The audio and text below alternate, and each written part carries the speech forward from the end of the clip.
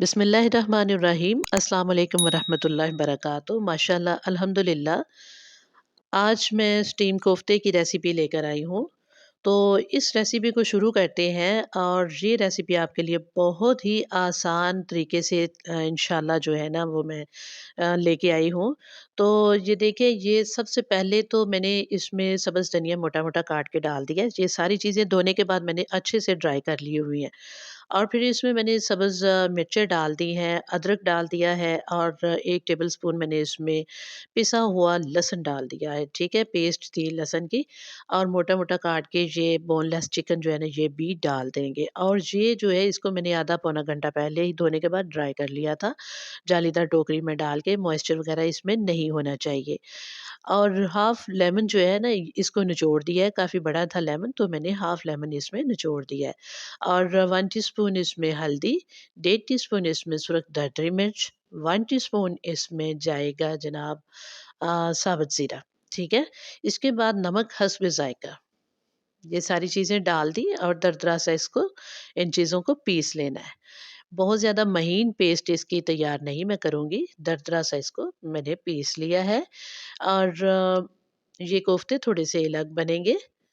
और देखिए, ये थोड़ी-सी चीज़ों के साथ काफ़ी सारे कोफ्ते बन जाएँगे और बहुत ही आसानी के साथ ये नई कुकिंग सीखने वाली जो बच्चियाँ होती हैं ना, बिल्कुल अनजान सी बच्चियाँ, वो भी इसको बड़ी आसानी से इस रेसिपी को बना सकती हैं।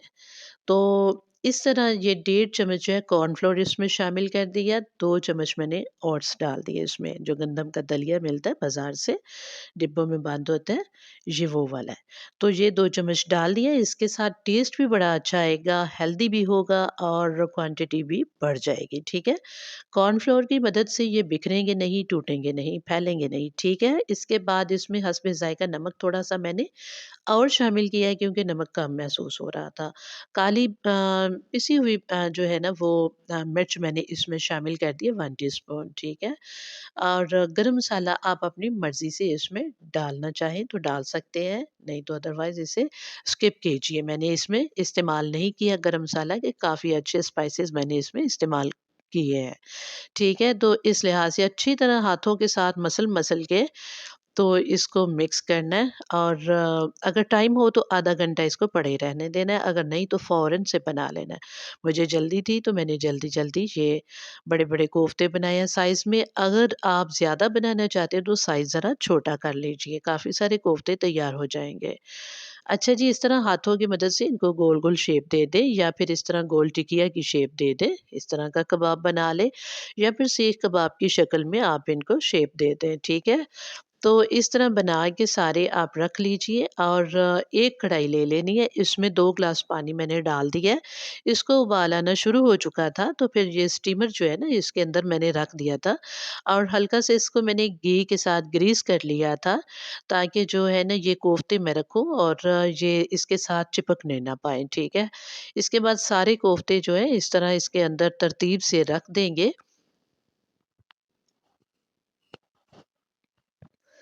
और इस तरह इनको तरतीब से रखने के बाद जो है ना, इसके ऊपर देना है ढक्कन और पूरे 6 मिनट के लिए दरमियानी आँच पे इनको अच्छे से स्टीम दे देनी है, ठीक है?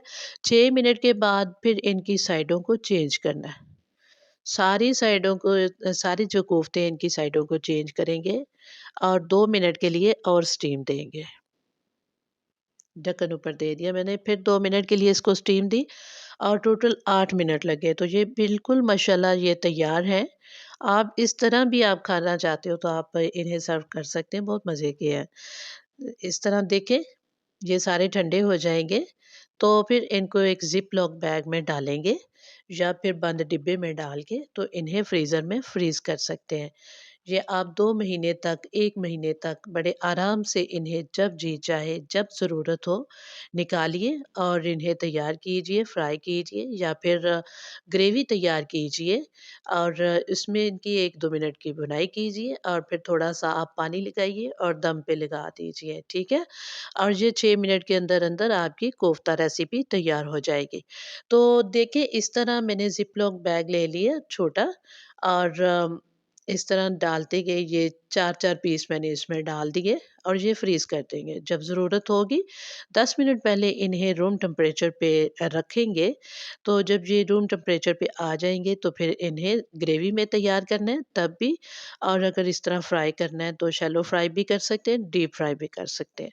तो ये 3 तरीके से इस्तेमाल हो जाएगा जिस तरह आप चाहें, और चौथा ये है कि स्टीम शुदा भी आप इस्तेमाल कर सकते हो, सर्व कर सकते हो। अच्छा जी, तो बनाइए और खाइए, अपनी दुआओं में मुझे याद रखिएगा। तो मैं उम्मीद करती हूँ आज की रेसिपी आपके लिए फ़ायदेमंद रहेगी इंशाअल्लाह। तो काफ़ी सारे बना के कबाब, ये कोफ्ते आप इस तरह स्टीम करके, तो आप इन्हें महफ़ूज़ कर सकते हैं फ्रीज़र में, और रमज़ानुल मुबारक की आमद है माशाअल्लाह से, तो ये तैयार कीजिए और पूरा रमज़ानुल मुबारक आराम से इनको इस्तेमाल कीजिए।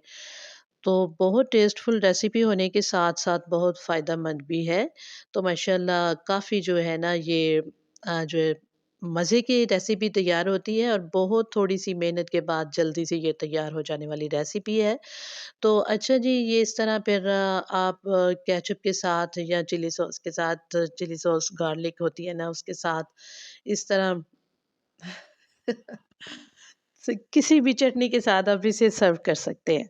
तो चलिए, अपनी दुआ में याद रखिएगा और अपनी मेज़बान को इजाज़त दीजिए। अल्लाह हाफ़िज़।